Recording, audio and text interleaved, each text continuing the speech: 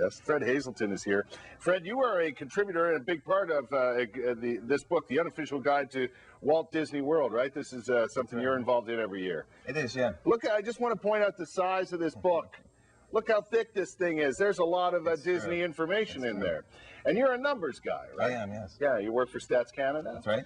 And you come up with numbers when it comes to Disney World. What are the most interesting facts and figures when it comes to Disney World in your estimation?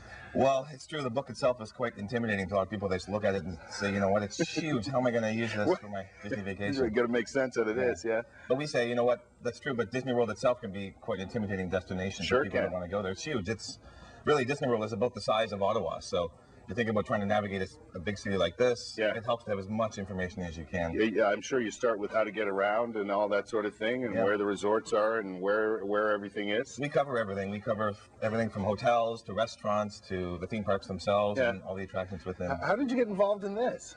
It's a funny story, actually. I just, the author, Bob Selinger, did an article online that almost like an interview article, and I came across it, and he talked about how they use a lot of mathematical methods to solve the kinds of touring problems around Disney World. Now, some of the information in this book and some of the information that you come up with is how to avoid situations where you're standing in line for hours, right? Exactly. That's a big part about how the book got started. Yeah, that's very important to people. It is, yeah. Because the fact of the matter is, Disney is so popular and pretty well all year round that you're going to find yourself, if you don't plan right, to be standing in lines, waiting for rides, waiting for this, waiting for that. It's true, yeah. We do a lot of work trying to solve this kind of a problem. Yeah. We found that with the methods that we use and the touring plan that we came up with, our guests can spend up to 4 hours less standing in line if you follow the plans. How does that work? How do you come up with that? What's the equation?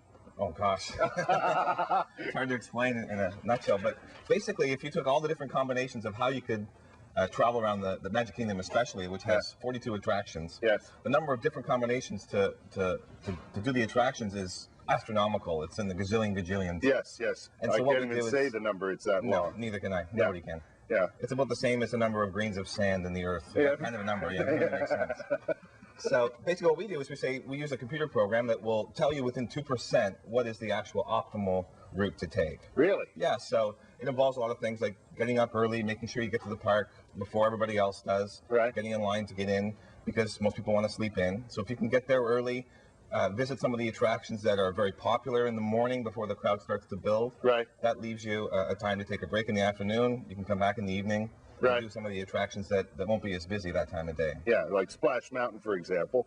What you point out is that you could get stuck in a line that will last for hours upon hours upon hours. But if you follow your plan, if you follow our plan, you'd go to Splash Mountain in the morning. Right. Get that done before the crowd starts to build. It's one of the most popular attractions. Yeah. So you do that first and get those out of the way. Yeah. I see. Now, does the plan change? You know, the actual optimal plan, does it change? It can, yeah. I mean, we alter it every day. We have a website called touringplans.com where we have constant updates to the plan, because certain rides might break down, they might be closed for refurbishment. Right. Certain, like you mentioned Splash Mountain, if it's really cold, nobody wants to really hop on Splash Mountain and get soaking wet. So that can change the plan a lot as well. You might use Splash Mountain for later in the day when it gets warmer. Right. So we do all kinds of updates to the plans. We have plans for seniors, we have plans for families with young kids, families with old kids. And that's not the only information, by the way, in this book. Everything anybody could ever want to know about Walt Disney World is in these pages. Absolutely. That's fantastic. That's pretty cool that you get to contribute to that on an annual basis. It's hard to call it a job. Plus, you do Disneyland and Las Vegas, right? Yeah, we also do updates for that book as well. Yeah, and where do we find this book? You can find it in any bookstore. You can go to Amazon.com, or you can find it on our website, touringplans.com as well. Touringplans.com. Yeah. Excellent stuff. Thanks, Fred. Thanks for having me. Good to meet you. You too. Maybe we can get one of these for our friend Jessica, who's off to Disney World. I'll tell you what, we got. All you have to do is lift this book.